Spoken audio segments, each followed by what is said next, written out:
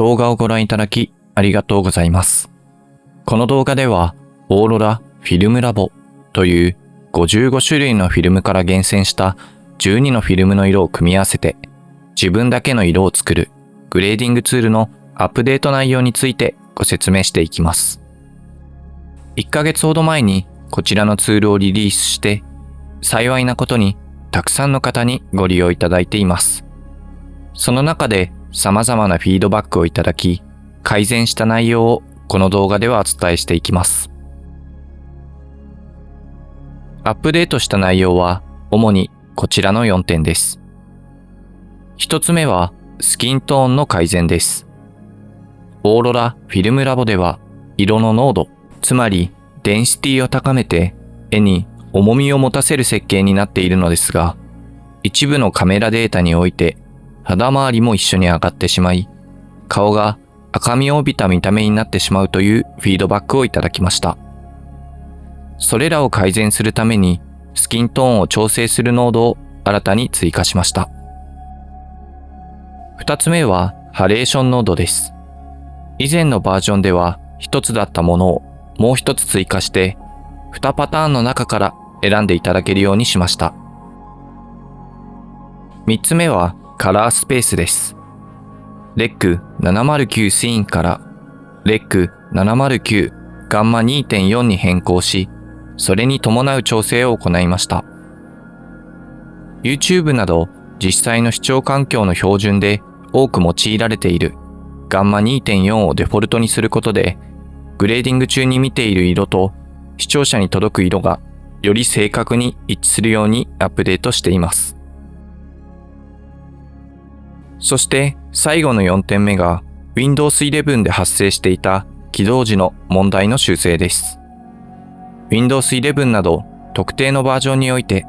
オーロラフィルムラボのスクリプトを実行した際に一瞬点滅が起きたり起動しなかったりといったバグの報告が数件あったので、これに向けた修正を行いました。では一つ一つご説明していきたいと思います。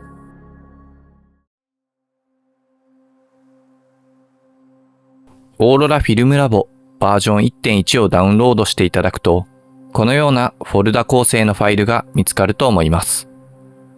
構成としては一つ前のバージョン 1.0 とほぼ同じですが、中に格納されているデータが更新されています。インストールガイドの日本語と英語、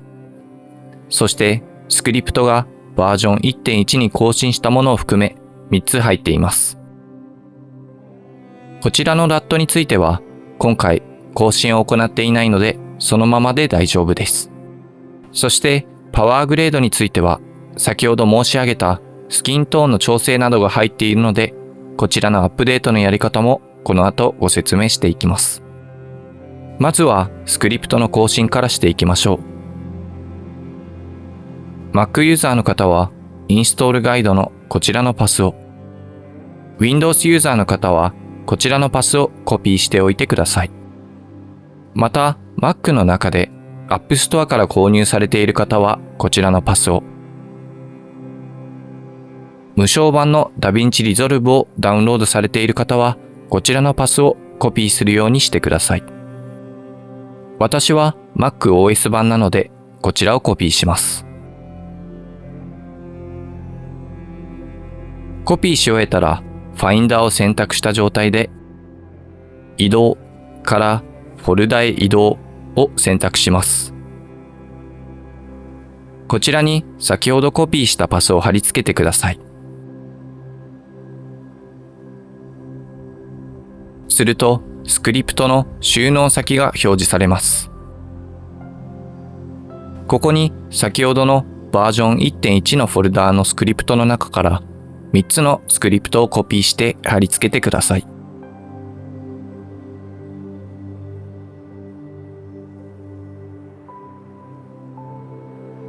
1.0 がすでにこちらにある方は 1.0 は削除してもらって構いません。こちらをゴミ箱に移して貼り付けていきます。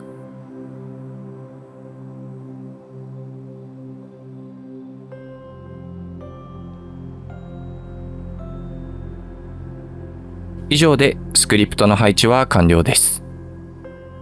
続いてダヴィンチリゾルブを起動していきます。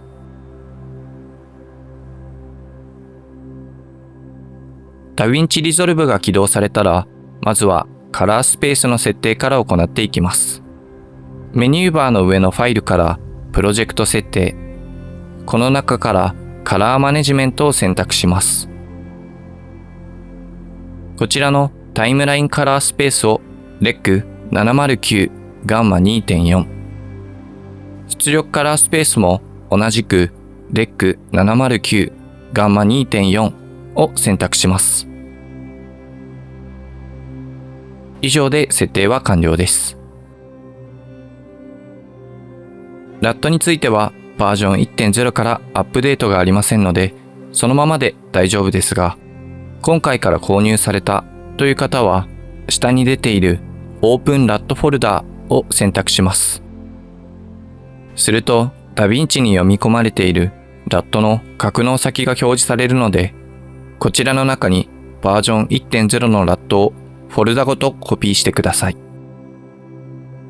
コピーし終えた方は、リストを更新を押して最後に保存を押します。続いて DRX の読み込みに移ります。カラーページを開いてください。そしてこちらに新たにパワーグレードアルバムを作成します。こちらの左側のところですね。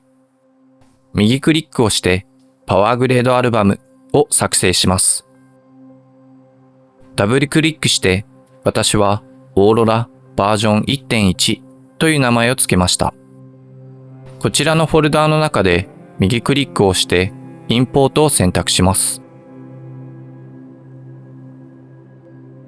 そして先ほどのバージョン 1.0 のフォルダーのパワーグレードフォルダーの中から DRX だけを読み込みます。こちらの選択肢で DRX を選択し、中の10個の DRX を選択したら、こちらのインポートを押します。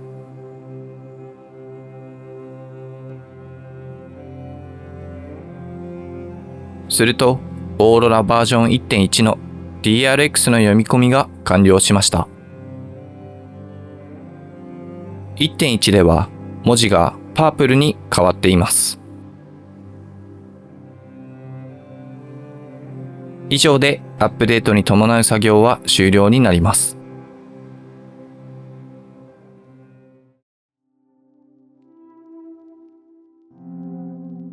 ここからはアップデートしたオーロラバージョン 1.1 でグレーディングを行っていきたいと思います。まずは素材にギャラリーからオーロラバージョン 1.1 の今回は 0.25 の強さを当ててみたいと思います。右クリックをしてアプライグレード。こちらの素材はアリのカメラで撮影されたものなので、まずはこちらの03のカラースペーストランスフォームにカラースペースとガンマを入力していきます。アリで撮ったものなので、こちらはアリワイドガマット3。ガンマはアリログ C3 を選択します。アリの場合は変わらないのですが、他のカメラをご使用の方は、ここに適切な情報を入力してください。露出周りは一旦このままで、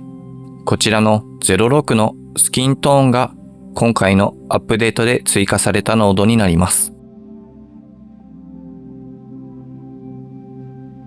こちらは肌の周りや唇の赤みを抑える効果を持ったノードです。カラースライスを選択した状態で見ていただくと、他の色に対してスキントーンとレッドの部分だけパラメーターが下がっているのが確認いただけると思います。こちらの左上の半月状のマークをクリックしていただくと、それぞれの色がどこに影響を及ぼしているかを確認することができます。もしこちらのデフォルトの値だと肌が少し落ちすぎている、少し上がりすぎていると感じる方がいましたら、こちらのスキンのサチュレーションの部分を上げ下げすることで微調整することができます。また、レッドも同様に、こちらを上げ下げすることで調整が可能です。一旦、デフォルトの値のまま進んでいきたいと思います。さらに進んでいくと、ハレーション。こちらも今回のアップデートで少し追加が入っています。もともとは1種類のハレーションだけを用意していましたが、今回のアップデートでフリーバージョンとスタジオバージョンの2種類が選択できるようになりました。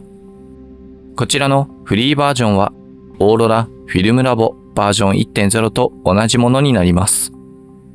スタジオバージョンの方はダヴィンチにデフォルトで入っているハレーションの効果が入ったノードになります。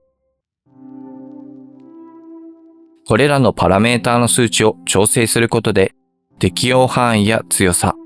色などを調整することができます。使い慣れている方はこちらをお使いいただければと思います。無償版の方もこちらのフリーバージョンをオンにした状態でダブルクリックしていただくと調整可能になっています。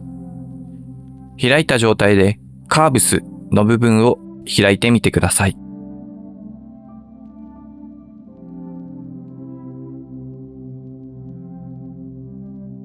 するとこのようなカーブが出てきますので、こちらの中の白いカーブの部分だけを上下することで適用範囲を変更することができます。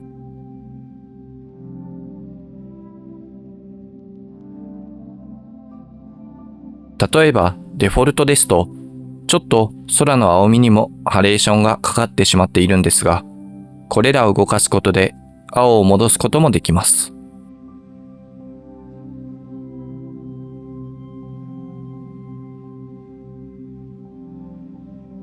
このように素材に合わせて適用範囲や強さなどを変更してみてください。また、これらの RGB の値を変更することでもハレーションの色味などが変更されますので、いろいろと素材に合わせて調整いただければと思います。では、オーロラのメインパートに入っていきます。ここの使用方法についてはバージョン 1.0 から変更がありませんが、ワークスペースからスクリプト、先ほど配置したオーロラフィルムラボバージョン 1.1 を開いていきます。無償版の方はこの UI ウィンドウを表示することが機能上できませんので、先ほど入れたスクリプトのランダマイズやランダマイズオールにショートカットキーを割り当てることでご使用いただけるようになっています。細かな説明については以前公開した動画で詳しく説明していますので、そちらをご確認いただければと思います。では、フル画面にした状態でランダマイズしていきながら色を作っていきたいと思います。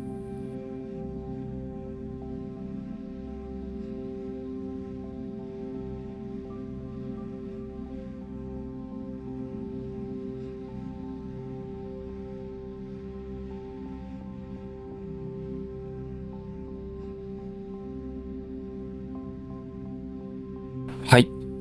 いくつか候補が出せましたので、その中から選択していきたいと思います。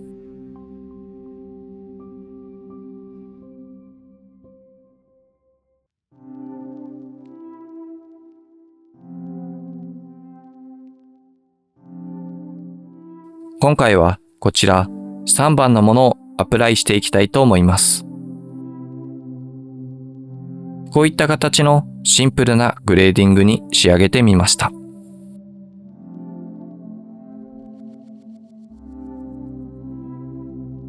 続いて2つ目はレッドで撮影された素材をグレーディングしてみます。こちらはご使用いただいた方の中から室内素材に対してオーロラを適用すると暗くなりすぎるというフィードバックをいくつかいただいたので、今回ご説明していきたいと思います。まずはギャラリーの中からオーロラの今回も 0.25 を適用していきます。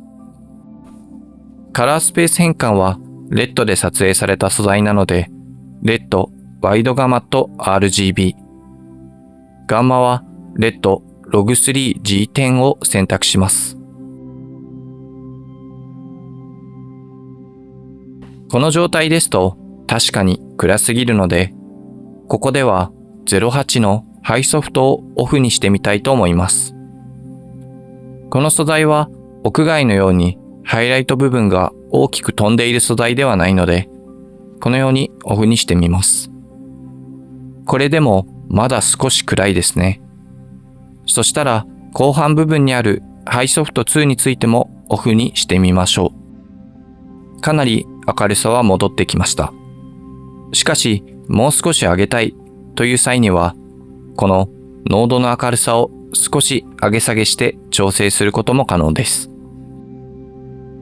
ただ少しこの部屋の中の暗さというのも感じるようにしたいので、少しだけ上げる設定にしてみました。ハレーションについては、電球周りのオレンジ色の滲みや窓周辺ですね。ここら辺の滲みが綺麗に見えるので、そのまま採用したいと思います。では、ワークスペースからスクリプト、オーロラフィルムラボを起動します。ランダマイズして気になった色があれば、フェイバリットボタンでこのように保存していきます。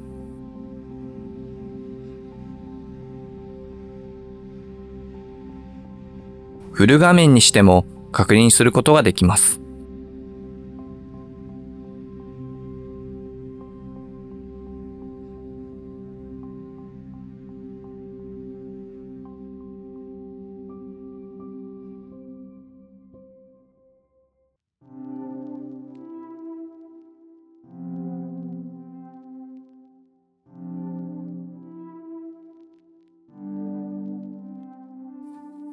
こちらの5番の色を採用したいと思います。今回はこのようなグレーディングになりました。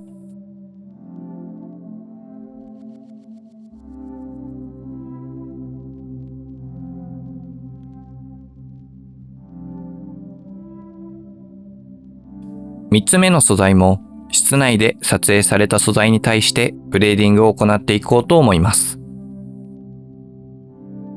オーロラバージョン 1.1 の 0.25 を再び適用してみます。カラースペース変換はこちらもレッドで撮影されたものなので、インプットカラースペースをレッド、ワイドガマット RGB、ガンマはレッド、Log3G10 を選択します。やはりデフォルトの状態ですと暗すぎますので、ハイソフトをオフにしてみます。後半のハイソフト2もオフにしてみるとどうでしょうか。そうですね。これくらいの明るさがあってもいいかと思います。明るさやベースのカラーコレクションが終わったら、ワークスペースからスクリプトでオーロラフィルムラボバージョン 1.1 を起動していきます。無償版の方はショートカットキー経由で起動してみてください。オーロラフィルムラボバージョン 1.1 でランダマイズをかけていきます。気に入った色があればフェイバリットリストで保存していきます。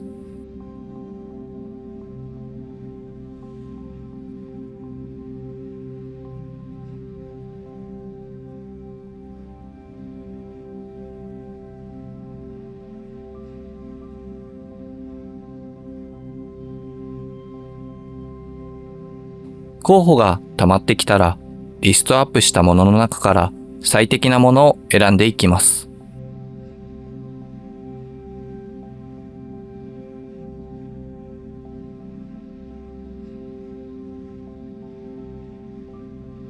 そうですね。私にはこの5番の色がいいなと思ったので、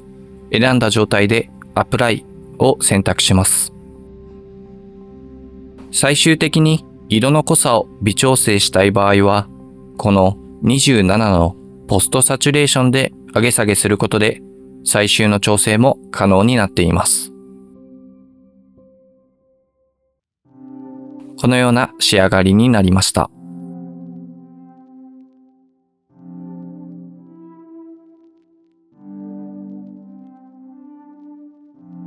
最後にソニーのカメラで撮影されたこちらの素材をグレーディングしていきます。こちらはまず 0.25 を適用してみます。カラースペース変換はソニーの S ガマット 3. シネ。ガンマはソニーの S-Log3 を選択します。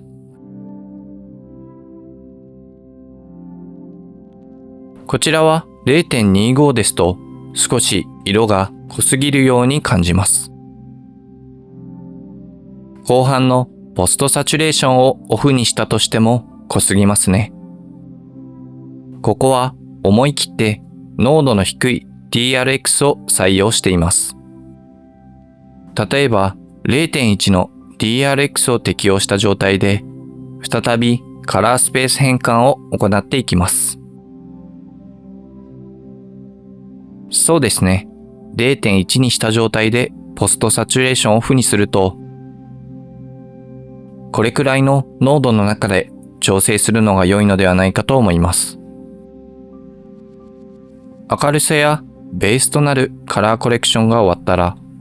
ワークスペースからスクリプトでオーロラフィルムラボを起動します。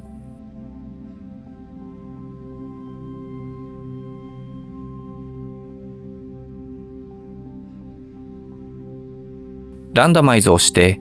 好みの色をフェイバリットリストに保存していきます。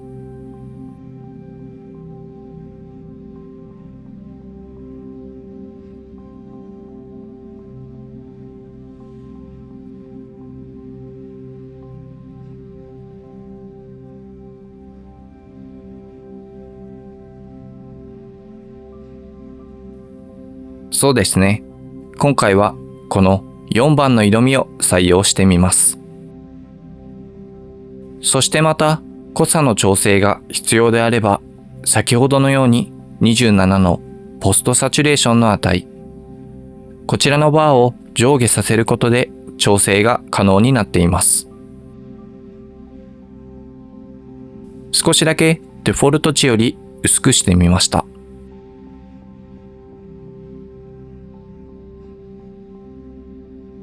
いかがでしょうか。